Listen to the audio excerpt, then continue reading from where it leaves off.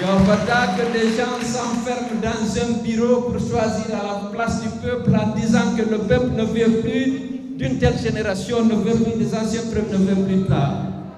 Vous le savez. Ça ne sera pas accepté. Alors, vous savez bien, je vous explique. On n'acceptera pas des choses qui n'existent nulle part ailleurs. En France, les Français ont élu Emmanuel Macron à 39 ans. Ils n'ont pas pris une loi pour exclure les vieux. C'est par le jeu démocratique que le jeune a été élu. Aux États-Unis d'Amérique, les Américains ont élu Biden à 77 ans. Ils n'ont pas pris une loi pour exclure les jeunes. On peut faire la campagne contre les vieux si on veut. Aller vers le peuple, dire je suis candidat, je suis jeune, choisissez la jeunesse. Mais les gens ne peuvent pas s'asseoir à Conakry, dire c'est nous qui connaissons la volonté du peuple et le peuple des anciens. On n'acceptera pas. On est dans un monde qui est un village planétaire. Il faut que nous nous entendions. Si nous voulons l'instauration du dialogue, c'est pour discuter. Le CNT est mis en place. On accepte le CNT par consensus. Personne n'a de la légitimité. Ne pouvait susciter que la joie. Et surtout qu'ils ont vu le tyran passer. Nous avons l'UFDG et la NAT. Nous sommes exprimés. Nous avions demandé dans le premier communiqué au CNRD de considérer comme responsabilité primaire et prioritaire la mise en place d'institutions légitimes. Le régime d'exception est caractérisé par deux choses. La première, c'est qu'il n'y a pas de légitimité, il n'y a aucun nul. L'Assemblée est dissoute.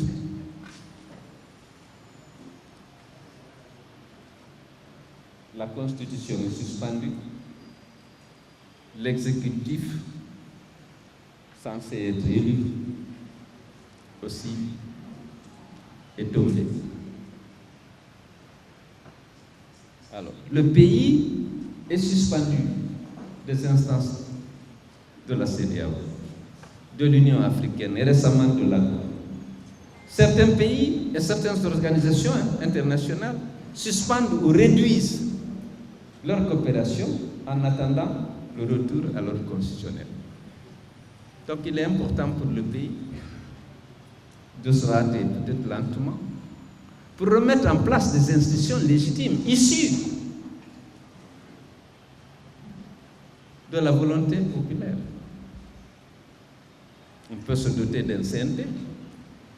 C'est un consensus. Ce n'est pas une assemblée élue.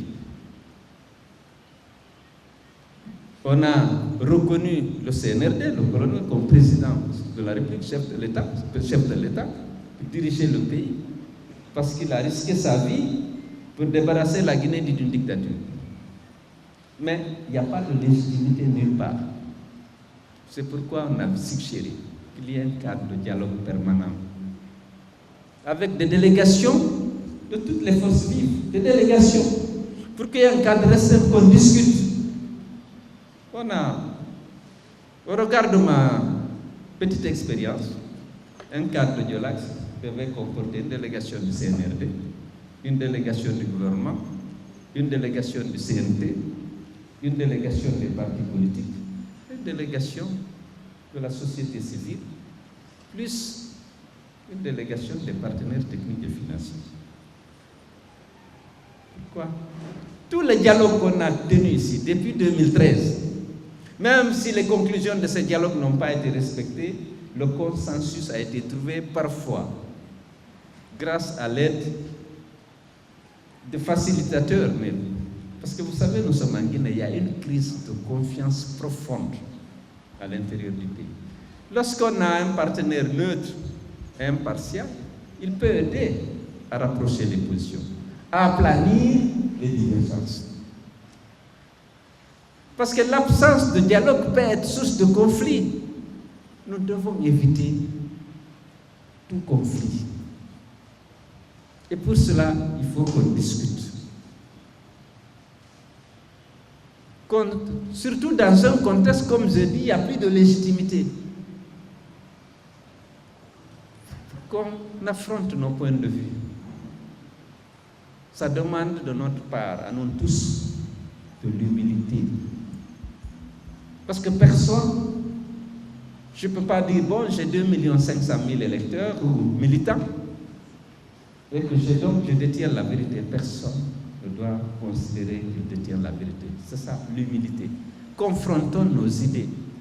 Comment sortir de la transition? Comment la conduire de bonne foi? Pour ne pas qu'un groupe décide et impose aux autres ce qu'ils considèrent comme étant la volonté du peuple. Alors que si nous confrontons nos idées et nos points de vue, on peut se rendre compte que le meilleur choix, c'est la proposition de l'autre. Si on est de bonne foi, puisque nous sommes des agents rationnels, on peut aller de l'avant en évitant les conflits. Et alors, je sais que vous êtes tous déçus. Oui, déçus. Nos propositions de dialogue n'ont pas été entendues. Par rapport à la mise en place du CNT, les militants de l'UFDG et des partis de l'ANAT sont déçus. Pourquoi? Non, il faut qu'on explique. Parce que on doit dire la vérité. Nous avons été reçus par le ministre de l'Administration du Territoire, cette coalition. D'abord, on a constaté qu'on nous a attribué 15. On n'a pas eu la possibilité de discuter de la charte de la transition. Mais on n'a pas cru utile de dénoncer ce fait. Nous avons continué de lancer un appel au dialogue. Parce que s'il y a des délégations de 10, personne ne peut discuter. Mais les grandes messes, au palais du peuple, on ne peut pas discuter de façon productive. Nous avons dit, c'est bon, il n'y a pas de problème. On a attribué 15. Il semble qu'il y a 181 partis. Donc le ministre nous a reçus. Allez vous entendre. Ah, c'est un exercice difficile. Nous avons réussi l'exploit à obtenir un large consensus pour la répartition des 15. On ne peut pas obtenir l'unanimité. On n'a pas obtenu l'unanimité, mais on a obtenu un large consensus. On estime que si l'UFDG et les 23 partis de l'ANAT, si la COPEC de Ousmane Gaba et tous les partis qui y militent, si le RPG avec tous les groupes, avec tous les partis qui y sont, UPR, groupe et d'autres, si FNDC politique, si Diatouré Ousmane Gaba, Ali, et d'autres qui étaient là, on a trouvé un consensus. On a estimé, on a trouvé d'abord des critères. Comment repartir 15 places entre 181 partis? On a dit qu'il faut qu'on intègre le poids électoral. Parce que dans tous les pays du monde, le facteur qui permet de définir la prescience ou de discriminer, de départager les partis, c'est le poids électoral à travers le nombre d'élus, soit à l'Assemblée, soit dans les communes. Sinon, vous ne pouvez pas départager. Chaque parti dispose d'un agrément. Si on dit tous qu'on est égaux, et chacun des 181 partis veut un siège sur les 15, c'est la bagarre.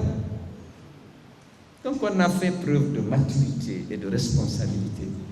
On a trouvé les critères. Il a été décidé, grâce à la médiation d'Ousmane Doré et de Gouressi Kondé, de retenir quand même le critère de participation aux élections et de poids électoral. En tenant compte des résultats officiels qui reflètent le poids électoral, bien sûr, le RPG et l'UFDG sont les partis dominants. Il a été décidé de ne pas utiliser le seul critère, parce que sinon le RPG aurait eu 7, l'UFDG 6, il ne resterait que 2 à partager. Mais il faut en tenir compte sans que ce soit le seul facteur, parce qu'il fallait le pondérer avec d'autres. On a décidé de donner 4 sièges au RPG, 4 sièges à l'ANAT, 2 sièges au COPEC, 2 sièges à FNDC politique, je crois 1 siège à Fidel, 1 siège aux autres. On a reparti les 15.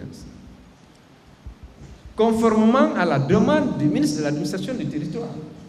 Mais c'était un exploit qui a surpris beaucoup, que le RPG et l'UFDG se mettent d'accord, et tous les partis qui étaient là étaient d'accord que l'ANAD méritait 4 et que le RPG Arc-en-Ciel méritait 4. Consensus large, je ne dis pas unanimité, parce qu'il y avait d'autres qui n'étaient pas d'accord, certains même n'étaient pas là à la réunion. Donc on s'est retrouvé au niveau de l'UFDG, au niveau de l'ANAD. C'était aussi un problème, comment repartir 4 entre 23 partis. On a fait preuve de responsabilité. On a dit, comme c'est le poids électoral qui a permis d'avoir ça, on a imaginé beaucoup de critères. On a dit, respectons le poids électoral à l'intérieur de la participation aux élections. Parce que si on fait par région, on rentre dans ces choses, c'est compliqué, il y avait toutes sortes de propositions. On a trouvé à l'ANAD, sans être d'accord, on a trouvé un consensus. On a dit, l'UFDG prenait 2, l'UPG 1 et l'UGDD 1, qui ont eu des élus à l'Assemblée nationale en 2013 et qui ont participé à plusieurs fois à des élections. Un rapport donc, le rapport portant répartition des 15 a été déposé au ministère de l'administration du territoire pour dire qu'on a trouvé un large consensus. Alors, qu'est-ce qui s'est passé par la suite? On ne sait pas. On constate que beaucoup de groupes ont gardé les sièges, mais que l'IFDG et l'ANAD, enfin l'ANAD, il ne lui reste qu'un siège sur les 4. Ils ont enlevé les 3. Au RPG, ils ont enlevé 1, il est resté 3. On était déçus. Vous aussi, je sais. On a fait un communiqué. Au niveau de l'ANAD, on a fait une réunion urgente. On a dénoncé ce traitement injuste à l'endroit de notre alliance. Ce n'est pas juste. Alors on apprend dans le CNT que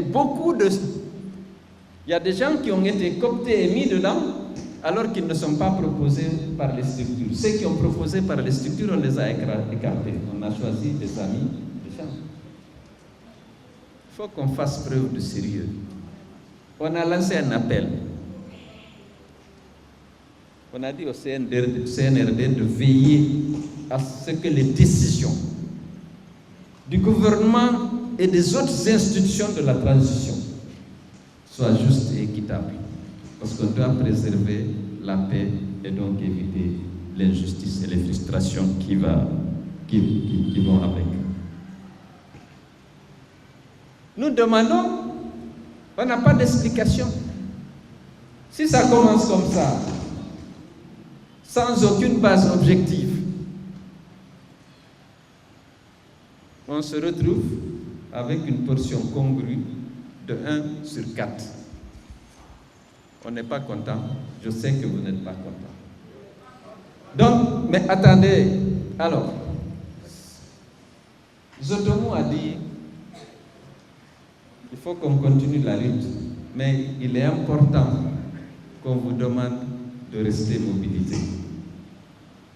J'ai dit, entre les élections, on s'est battu ici pour le respect de la Constitution et des lois de la République. On ne peut pas accepter que la transition soit dévoyée.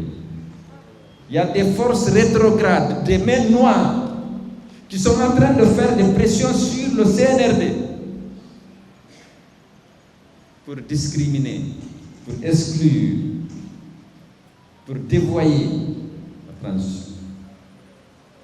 L'FDG, l'ANAT, on ne l'acceptera pas. Nous avons salué toutes les actions positives du CNRD et du gouvernement. Nous sommes prêts à apporter notre contribution au succès de la transition. Mais on ne pourra pas accepter n'importe quoi. Nous lançons un appel au colonel Mamadi Doumbouya, qui a une responsabilité devant l'histoire. Nous savons qu'il a risqué sa vie pour faire tomber la dictature. Il faut qu'il résiste aux pressions divisionnistes, exclusionnistes, pour qu'il entre dans l'histoire, pour qu'il fasse tout pour que les mains noires et ceux qui sont animés de mauvaises intentions ne décident pas pour lui. Il décide à son âme et conscience, conformément à l'engagement pris devant le peuple de Guinée. Lorsque nous sommes contents, nous le disons. Nous avons salué ces actions.